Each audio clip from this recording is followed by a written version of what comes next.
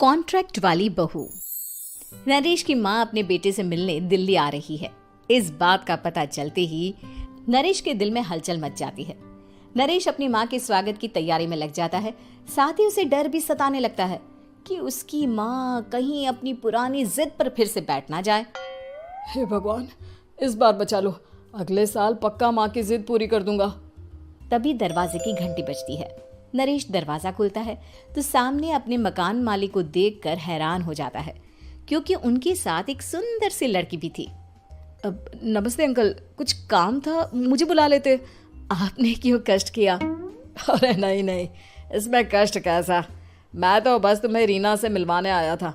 आज से रीना तुम्हारे साथ इसी फ्लैट में रहेगी। अंकल, कोई लड़का फ्लैटमेट नहीं है? एक अनजान लड़की के साथ रहना मेरे लिए थोड़ा अजीब होगा।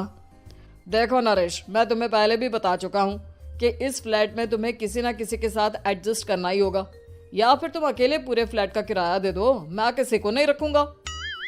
नरेश अपने मकान मालिक की बात सुन के रीना के साथ रहने के लिए तैयार हो जाता है, पर अंदर ही अंदर उसे ये बात खाने लगती है कि वो अपनी माँ को क्या जवाब देगा जब उसकी माँ रीना के बारे में उसे पूछेगी। दिन बीतने लगते हैं। नरेश और रीना अच्छे दोस्त भी बन जाते हैं, पर अभी भी नरेश अपनी प्रॉब्लम का सॉल्यूशन नहीं ढूंढ पाता। एक दिन नरेश बहुत परेशान सा बैठा होता है। तभी रीना उसे पूछती है, क्या हुआ नरेश, तुम काफी परेशान लग रहे हो, सब ठीक तो है ना? हाँ सब ठीक है, बस एक छोटी सी प्रॉब्लम है। वो एक्चुअली 2 दिन बाद मेरी माँ मुझसे मिलने आ रही है। अरे तो इसमें प्रॉब्लम क्या है, ये तो खुशी की बात है। हाँ रीना, बट मेरी माँ एक जिद लेकर बैठ गई है कि मैं शादी कर लूँ, पर मैं अभी इस चीज़ के लिए तैयार नहीं हूँ।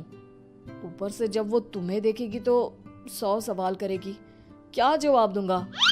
अरे इसमें कोई टेंशन वाली बात नहीं है, मेरे पास ना इस प्रॉब्लम का सलूशन है, जिससे ना तुम्हें शादी करनी पड़ेगी और ना ही तुम्हारी माँ मेरे बारे में कुछ पूछेंगी। रीना की बात सुनकर नरेश सोच में डूब जाता है।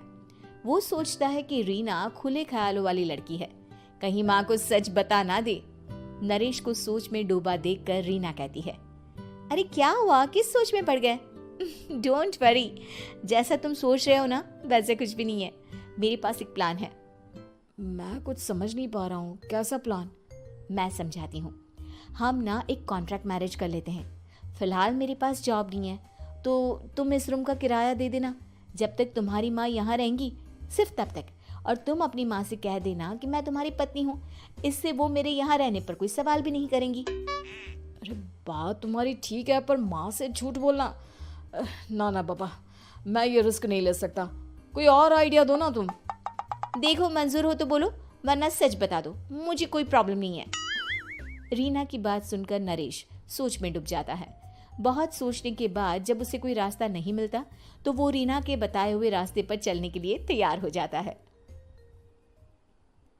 वो रीना से बात करता है और अपनी माँ की पसंद और नापसंद के बारे में बताता है।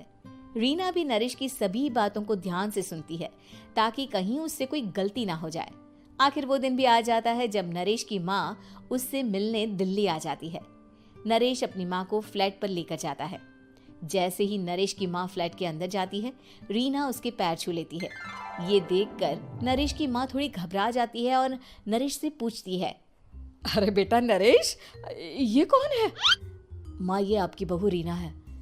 माफ़ी चाहता हूँ, सब कुछ इतनी जल्दी में हुआ कि आपको बता ही नहीं पाया, इसलिए सोचा कि क्यों ना आपको सरप्राइज दिया जाए।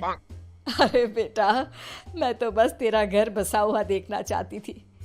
हाँ, बहुत अरमान थे अपनी इकलौते बेटी की शादी को लेकर, लेकिन कोई बात नहीं, शायद किस्मत को यही मंजूर होगा। ये कहते ही नरेश की माँ रीना को गले लगा लेती है। रीना बेटिया, मेरा बेटा ना थोड़ा नादान है, पर तुम काफी समझदार लगती हो, और मैं जानती हूँ कि तुम इसका बहुत अच्छे से ध्यान रखोगी। माँ आप चिंता मत कीजिए, मैं सब संभाल लूंगी। नरेश की माँ अपने बहू और बेटे के साथ खुशी खुशी रहने लगती है। दिन बीतने लगते हैं। नरेश की माँ और रीना का रिश्ता बहुत मजबूत होता चला जाता है। वो दोनों सारा दिन एक साथ रहती और खूब बातें करती। इधर साथ रहते रहते नरेश और रीना भी एक दूसरे से प्यार करने लगते हैं। दोनों को इस बात का एहसास हो जाता है, फिर भी वो इस बात को छुपा कर ही रखते हैं। एक दिन नरेश की माँ और रीना शादी के बारे में बात करने लगते हैं।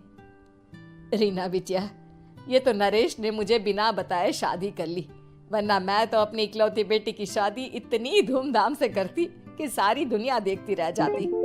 अच्छा माँ, आप ऐसा भी क्या करती नरेश और मेरी शादी में जो दुनिया देखती रह जाती? अरे बिटिया, एक माँ के अरमान तुम अभी नहीं समझोगी। मैं तो अपनी बहू को एक रानी की तरह लेकर आती और शादी भी बिल्कुल शाही अंदाज में करती, पर मेरे तो सारे अरमान ऐसे ही रह गए। खैर, मुझे तो अपने बेटे और बहू की खुशी चाहिए बस। ये कहते हुए नरेश की माँ की आंखों में आंसू आ जाते हैं। रीना भी ये सुनकर ख्यालों में खो जाती है, क्योंकि वो भी मन ही मन खुद को नरेश की पत्नी और उसकी माँ की बहू मानने लगी थी। शाम को जब नरेश ऑफिस से घर आता है तो रीना खुद को रोक नहीं पाती और नरेश के सामने उसकी माँ को अपने और नरेश के रिश्ते का सारा सच बता देती है। रीना की बात सुनकर नरेश की माँ दोनों से बहुत नाराज हो जाती है और घर वापस जाने की बात करने लगती है। तुम दोनों ने मुझसे सच छुपाकर बहुत ठेस पहुंचाई है मुझे। अब तुम लोगों के साथ नहीं रहना चाहती मैं, कल ही वापस चली जाऊंगी अपने घर। माँ, मुझे माफ कर दो, ये सब मैंने रीना के कहने पर ही किया है, वरना मैं भी आपको कभी ठेस पहुंचाने के बारे में सोच भी नहीं सकता। हाँ माँ, हमने ये सिर्फ आपका दिल रखने के लिए किया, प्लीज हम दोनों को माफ कर दीजिए। तुम दोनों ने मेरे अरमानों के साथ खिलवाड़ किया है, और वैसे भी मुझे अपने बेटे के लिए एक अच्छी लड़की ढूंढनी है, इसलिए मेरा यहाँ से जाना ही बेहतर होगा। माँ की ये बात सुनकर रीना खुद को रोक नहीं पाती। माँ, क्या मैं आपके घर की बहू बनने लायक नहीं हूँ? रीना की बात सुनकर नरेश हैरान रह जाता है। नरेश की माँ भी कुछ समझ नहीं पाती। मैं कुछ समझी नहीं, आखिर तुम कहना क्या चाहती हो? माँ, मैं वो नरेश से बहुत प्यार करती हूँ और साथ ही साथ मैं आपको भी अपनी माँ मान बैठी हूँ। आज जब आपकी बातें सुनी तो खुद को रोक नहीं पाई, इसलिए सारा सच आपको बता दिया। रीना की बात सुनकर नरेश की माँ की आंखों में आंसू आ जाते हैं और वो अपने बेटे नरेश और रीना को गले लगा लेती है। मेरे घर की बहू तो सिर्फ रीना बिटिया ही बनेगी। मैं आज ही तुम दोनों की शादी की तारीख निकलवा दूंगी, बस एक बार तुम्हारे घर वाले मान जाए। उसी दिन रीना के माता पिता भी उनके फ्लैट पर आ जाते हैं। दोनों परिवार आपस में बैठकर बातें करते हैं और शादी के लिए राजी हो जाते हैं। रीना भी कॉन्ट्रैक्ट फाड़ देती है और कहती है, सही मायने में मैं अब बहू बनूंगी, अब तक तो सिर्फ कॉन्ट्रैक्ट वाली बहू थी।